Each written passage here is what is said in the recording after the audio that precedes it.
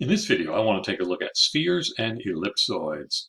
Now, spheres we've looked at before, right? We've seen that x squared plus y squared plus z squared equals r squared is a sphere of radius r centered at the origin, right? This is the distance squared from x, y, z to the origin is equal to r squared. So that's a sphere, radius r centered at the origin. We then saw we could shift it around by replacing x by x minus h and y by y minus k and z by z minus l. And that would shift everything over by HKL. In particular, it shifts the origin to HKL. And so we have a sphere of radius r centered at HKL. Right. Now that shifting is very much the same as what we did when we had just y as a function of x. And we could shift graphs of functions around. For instance, y equals x squared. You could say, compare that to y equals x minus 3 squared. Right? What does the minus 3 do here? The x got replaced by x minus 3. Right? It used to be x being squared. Now it's x minus 3 being squared. And so it took that and it shifted it over 3. X equals 3 is now playing the role that 0 used to play over here. 0 was the spot that 0 squared is as small as you could possibly get. And where do you have as small as you could possibly get with the x minus 3 squared? Well, that's when x is 3, so that x minus 3 is 0, and then you square that, you get 0. So it got shifted over 3 to the right here. And this is what's happening with this one, that the x minus h is going to shift your sphere h to the right, h in the x direction, y minus k is going to shift it k in the y direction, and z minus l is going to shift it l in the z direction. There's also a stretching and squeezing effect that we did with graphs in 2D. And that was if you replace, move this up here, replace x with x divided by a, this is going to expand it by a factor of a in the x direction. I think we may have done like when we're doing trig functions, quite often we would do x and replace it by b times x, so it would be multiplying rather than dividing. But I want to do the division here just because it expands, multiply, contracts.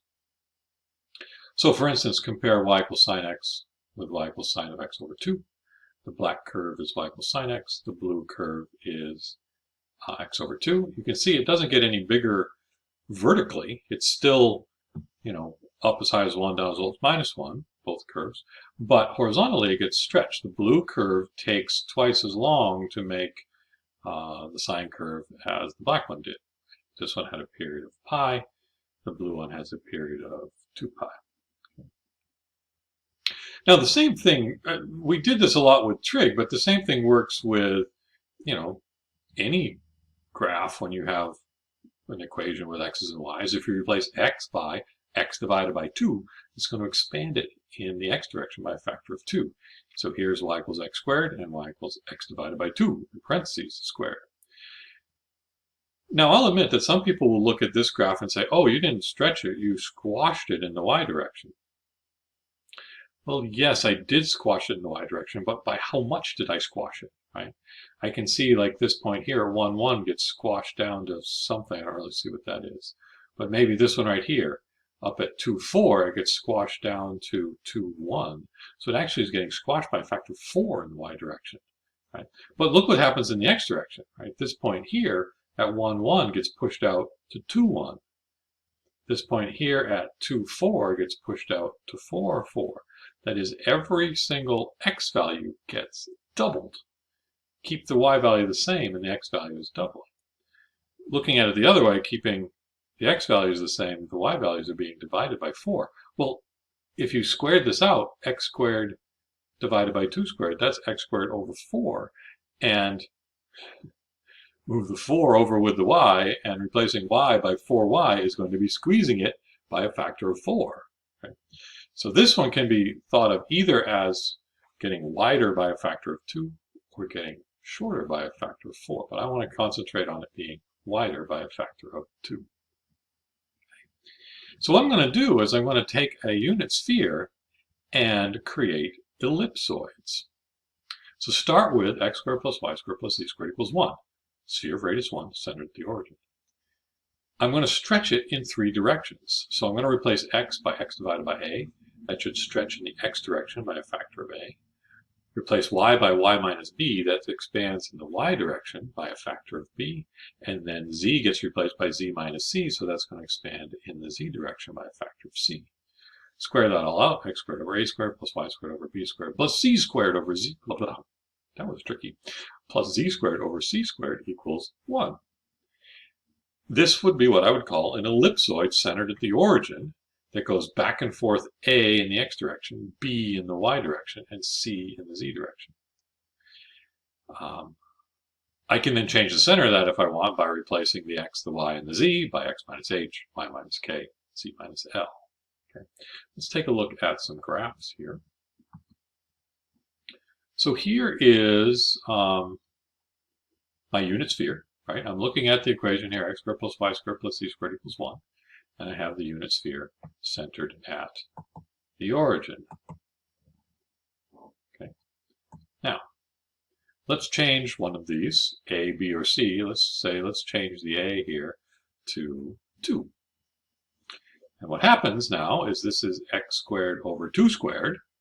So it looks like a 1/4 x squared. And in the x direction, it goes back and forth 2, down to minus 2, up to positive 2. Still, in the z direction, you can see it's just 1 to 1. And, come on now, in the y direction, 1 to 1. So actually, looking at it this way, it still looks like a sphere. Because when I look down the x-axis, I'm seeing the y and the z-axis, which are still making it look like it's like a circle, right, of radius 1. But as soon as you can see what's happening in the x direction, it doesn't look so much like a sphere anymore. It looks more like, I don't know, football or a rugby ball, or like a rugby ball, I guess. But I can do different in every one of these things. So actually, let's change the b to 2 as well.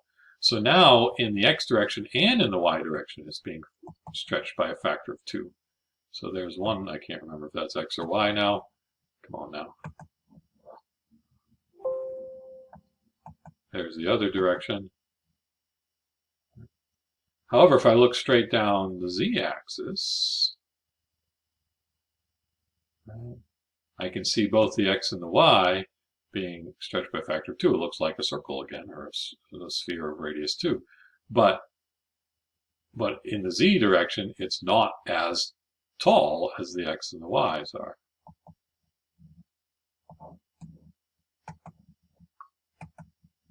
There we go.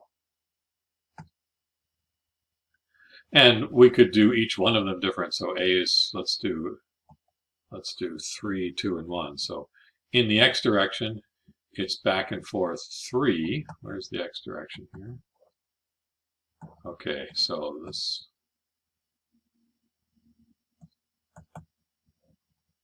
the x direction must be back and forth this way, so that's back and forth 3. The z direction is the up and down 1, right? Yeah, it's the 1. And then, I don't know why it grabs sometimes and not other times. In the y direction, it's back and forth 2, right?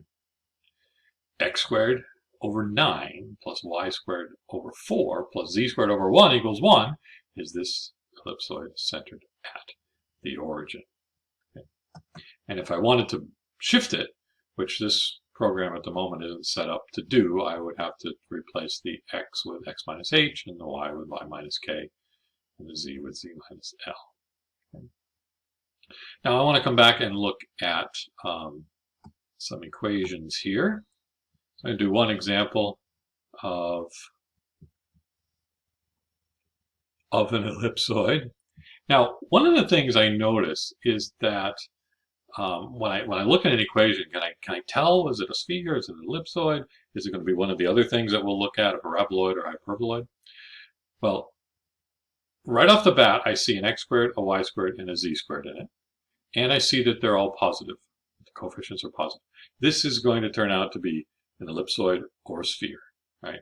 The other stuff will have either not have all the squareds, or there'll be some negative signs in there. But because they're all positive and the x squared, y squared, and z squared all appear in the equation, it will be a sphere or an ellipsoid. And I can tell that it's an ellipsoid because the coefficients are different. If it were a sphere, those coefficients would all be the same. Okay, but I got a 4, a 9, and a 36. Those are all different. It's going to be an ellipsoid of some kind.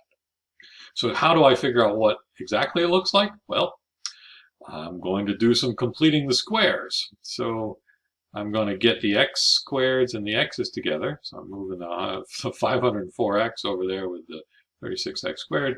I'll move the 18y, the minus 18y with the y squared there, and the 32z with the 4z squared. Now I'm going to factor out a 36 from these two, which it should be, yes, x squared minus 14x. I'm going to factor out a 9 from those two. 9 times y squared minus 2y, and I'll factor a 4 out of these two. 4 times z squared plus 8z. I haven't done anything with that over there. Now, inside the parentheses, I'm going to complete each of these squares. So, because I factored out the 36, I've got a 1 in front of the x squared, and so I can just look at this minus 14, cut it in half to be 7, square that to be 49. I need to add 49. But I didn't really just add 49, I added 49 times 36. So I have to compensate by adding 49 times 36 to the other side. That's the 1764. Right? Inside this parentheses, take the 2, so there's a 1 in front of the y squared. So I can take the 2, cut it in half to get 1, square it to get 1. So I'm adding 1 inside the parentheses. But really, to the left-hand side, I'm adding 9 times 1. So I have to compensate by adding 9 times 1 over on that side. And likewise, with the 4 factored out, there's a 1 in front of the z squared. So the 8 can be cut in half to be 4, squared to be 16. So add 16 in there, but you're really adding 4 times 16. So compensate by adding 4 times 16 on the other side. Okay? And what all happens? We completed the square. The x squared minus 14x plus 9 is x minus 7 quantity squared. Likewise, this is y minus 1 squared, and this stuff over here is z plus 4 squared. All of this adds up to 36. The form I want it to get into has a 1 right here. So whatever number turns out to be there, divide by it. 36 divided by 36 is 1. All of these things divided by 36, here the 36 cancels out. The 9 cancels with 36, leaving a 4 on the bottom, and the 4 cancels, leaving a 9 on the bottom. Okay. So what I can see is that the center is at 7, 1, negative 4, and the unit sphere hasn't been stretched at all, so it goes back and forth 1 in the x direction, it goes back and forth 2 in the y direction, and 3 in the z direction. Let's see if we can draw that. So here's the equation that we just got. Now, it's nice to have a computer to do some nice looking things, but we can actually draw these reasonably well with a little bit of practice. So here's my x-axis, my y-axis, and my z-axis. But first I'm going to locate the center of this thing, 7, 1, negative 4. So I'm going to go 1, 2, 3, 4, 5, 6, 7 in the x direction, 1 in the y direction, so that would be right here, right? There's 1 that way, 7 this way. And then negative 4 in the z direction, so parallel to the z-axis here, whatever 4 is. So let's go down 1. So 1, 2, 3, 4. So there's my center right there. Now, I'm essentially going to think about a coordinate system sitting right at that center now, right? So I'm trying to draw a vertical line there parallel to the z-axis, and this one here was supposed to be parallel to the x-axis, and that one was supposed to be parallel to the y-axis. So at that center, what I want to do is I want to go back and forth, right? This is essentially divided by 1 squared. This one was a 2 squared, and this one was a 3 squared. So in the x direction, I want to go back and forth 1. So from 7, I'm going to go out to 8 and back down to 6. In the y direction, I need to go back and forth 2. So I was at 1. This will back up to negative 1. and go out to positive 3.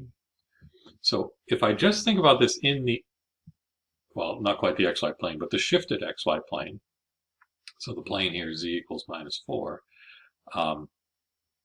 If I plugged in a z equals minus 4 here, this would be a 0, and I'd just be looking at a circle. No, I'd be looking at an ellipse centered at 7, 1. It goes back and forth 1. So I'd be looking at this ellipse right here. That would be essentially called the trace. It's not the trace in the xy plane because it's been shifted, but it's the trace in the shifted xy plane. Likewise, now, so that was back and forth, 1 in the x direction, 2 in the y direction, and 3 in the z direction. So from my center, I'm going to go up 1, 2, 3. I was down 4, so I should get up to there, and then down 1, 2, 3, down to here. And to get an idea of what this looks like, I try to draw the 3 ellipses in the shifted xy plane, the shifted yz plane, the shifted xz plane, right? So I've got the endpoints of them. I drew one of them in already. There's another one that's going to come down through there, and there, and there, and then back up on the back side, right? And then there's this one in the shifted yz plane, which kind of goes around the outside here, up to there, down to there, down to there, down to there. Now my hand, even when I'm not trying to draw on a pad down below while I'm looking up above, and my pad is down there, I'm looking at the screen. It's a little tricky, and so this isn't as nice as it might look. But even if I were doing it looking and drawing in the same place, maybe I can do that. No, it's not a touchscreen. But if you draw the traces, sort of ellipses in 3 directions, you get a reasonable estimation of what that thing looks like. You know, it's not perfect.